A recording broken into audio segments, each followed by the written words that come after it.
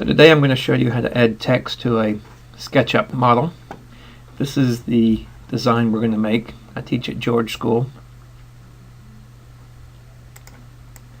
which was founded in 1891. So I'm going to show you how to make this. Of course, you can make any text that you'd like. It's going to be on a little slab, and notice I've got the dimensions listed here: 3 millimeters tall, 25 millimeters wide, 75 millimeters long. The font also has dimensions. The first font here, the George School font, is 7 millimeters tall from here to here. It's 2 millimeters tall this way. You know, the extruded height is 2 millimeters, and it's Times New Roman. And then this down here, I used Arial, 4 millimeter height and 1 millimeter extruded height, half the height of the George School text.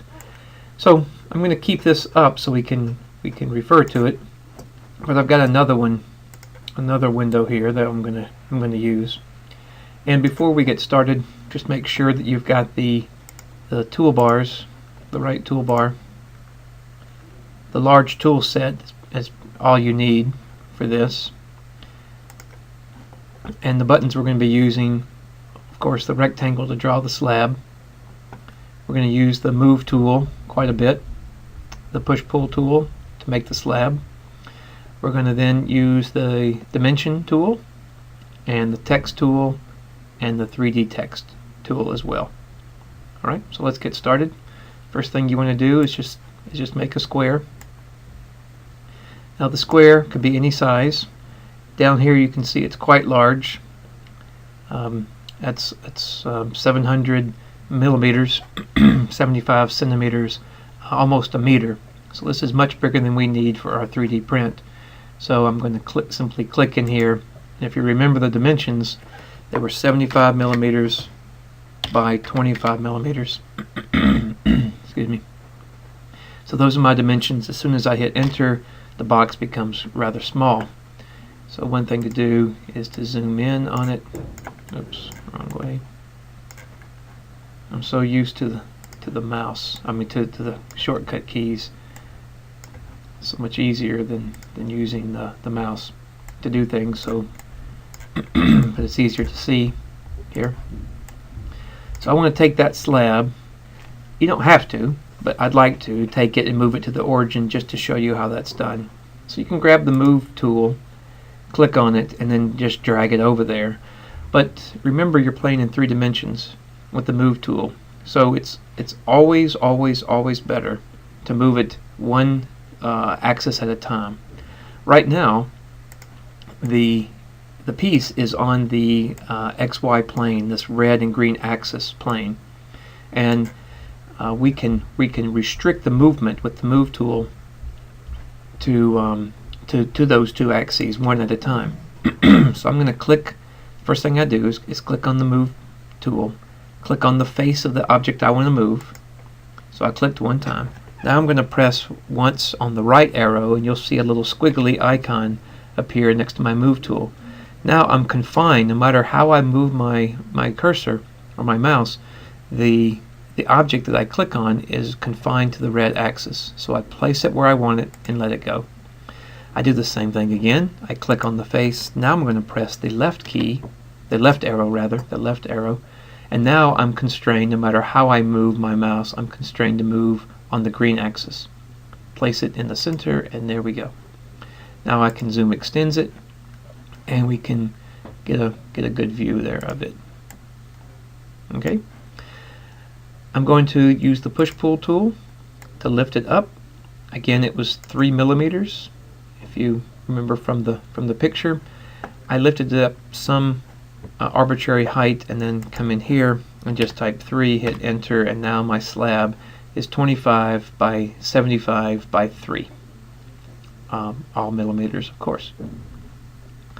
So it's time to add text to our slab, and I'm going to rotate it around so I can see it better. I'm going to choose the 3D text tool and type the text I'd like to place in.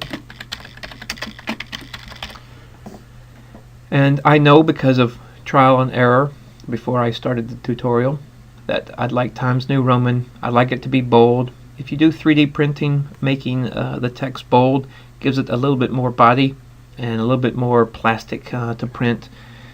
I'm going to have it filled and extruded. The height is going to be 7 millimeters and the extruded height is 2 millimeters. So now I simply press the place button and I'm going to place it on the face of my slab. Now this is important. Be really careful that the cursor says on face. If you do that, then you're guaranteed that the words George School will appear on the face of the slab.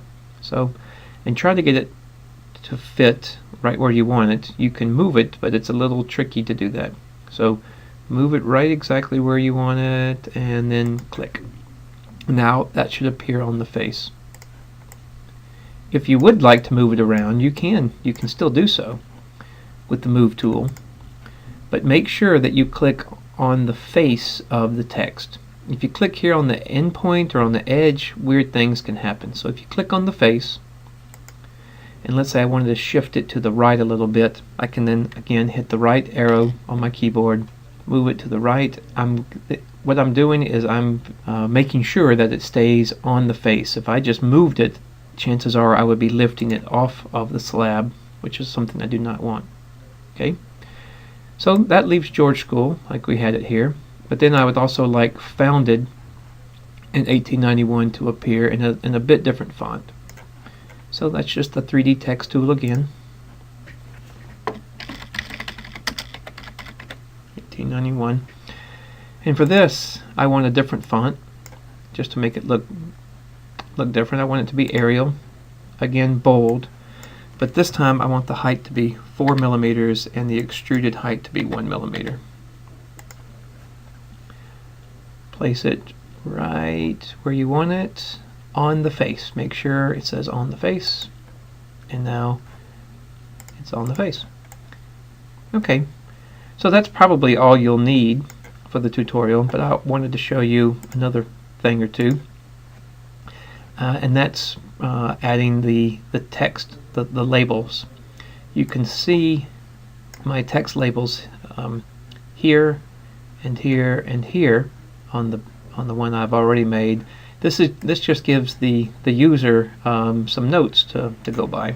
It doesn't print. If you print it on the 3D printer, it's just there for the user. So it's simple. You just click this, click on the face, and the default is the volume of the slab or the volume of the thing that you're playing with. But I can say something like 75 millimeters by 25 millimeters by 3 millimeters. Click off, and there it is. And see, it floats just as a floater. All right. The other thing that's quite useful for programmers is the dimension tool, and that's this little guy here, the dimension tool. So especially if you're drafting or if you're an engineer, to put these dimensions actually on the model itself is quite valuable. So click the tool, and then the easiest way to use the tool, for example, if you wanted to include what the dimension of that long line is here, this bottom side, just hover over the line. It turns blue, click it, and then drag your mouse down a little bit, and you can see that it tells you what the dimensions are. Okay. You could do the same to this side.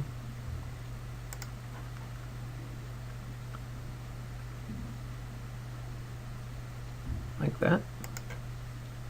Drag down.